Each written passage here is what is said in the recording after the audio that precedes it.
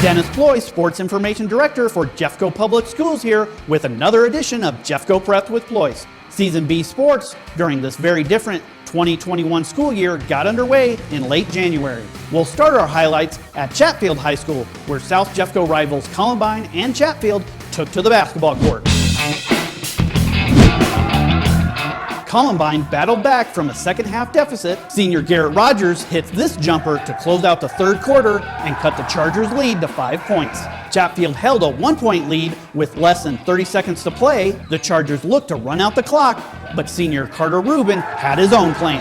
Carter drained a three-pointer in front of the Chargers bench to extend Chatfield's lead to 58-54. Garrett, who finished with a game-high 24 points, kept the Rebels' hopes alive with this layup. However, Chatfield senior Dylan Carter made a pair of free throws to get the lead back up to 4 points. Columbine senior Luke Garrels made a driving layup and was fouled with less than 2 seconds to play. Luke intentionally missed a free throw, trying to get the Rebels tip in to force overtime, but Chatfield junior Chase Miller grabbed his 14th rebound of the game at the buzzer to seal the win. Chatfield won 60-58 to finish 7-1 in 5A Jeffco play this season, second behind league champion Valor Christian. It was a remarkable turnaround for the Chargers that went 0-8 in conference play last year.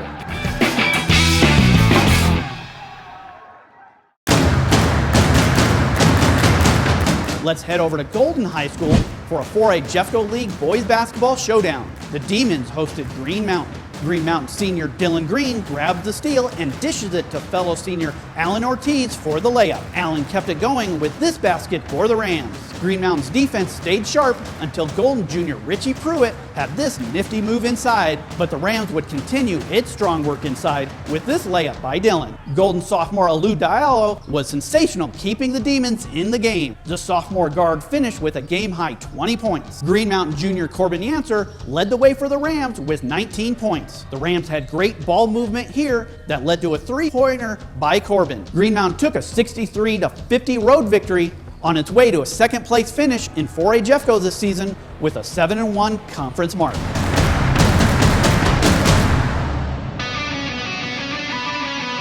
Next, we head over to Green Mountain High School, where the Rams girls basketball team was looking to put another year on its league championship banner. Green Mountain coach Darren Pitzner has guided the Rams to 28 straight conference wins over the 3 seasons after Green Mountain went 8-0 in 4A Jeffco League play with back-to-back league titles. The Rams defense held Devlin in check during the Rams' 61-24 victory. Sophomore Jada Maves and junior Morgan Falconer both found their range from three-point territory. Junior Desi Russell got into the scoring action with this driving layup. Junior Avery Oster had a solid second half as the Rams stretched out its lead. Despite the tough loss, Devlin did finish second in 4A Jeffco standings with a 7-1 conference mark, but for the second straight year, the Rams ran past the league competition to prepare for a deep postseason run.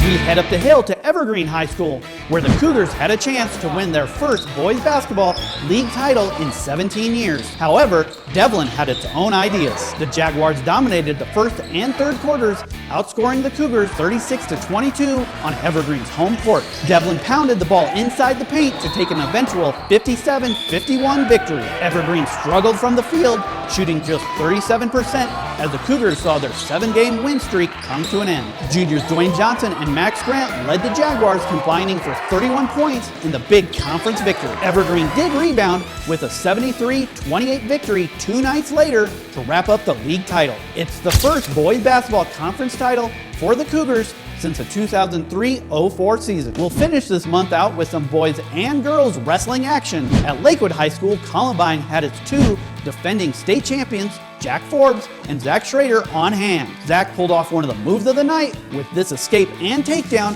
before his eventual win.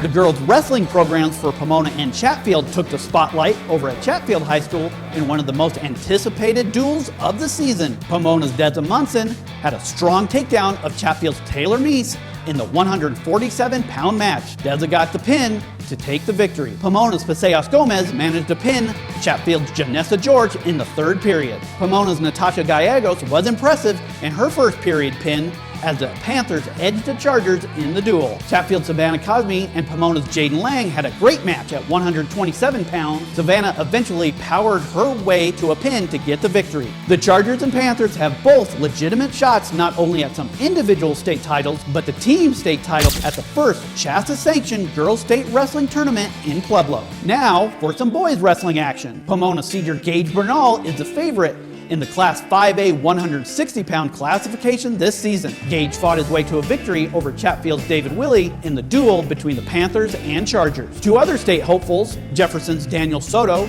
and Pomona's Gino Cardenas, squared off in a 113-pound match. Daniel was able to come away with a tough 4-2 victory over Gino. The Saints should make some noise in the Class 3A state tournament scheduled for March 12th at the Colorado State Fairgrounds in Pueblo. Another highlight match was at 126 pounds with two-time 3A state champion Jefferson Jr.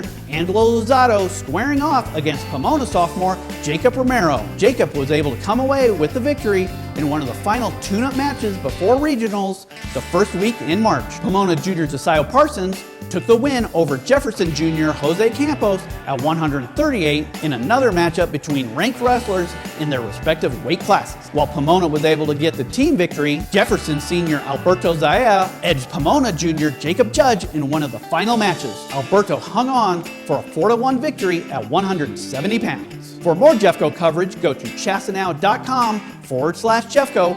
Also follow us on Twitter at Jeffco Athletics. And don't forget to check out JPS-TV Sports channel on YouTube.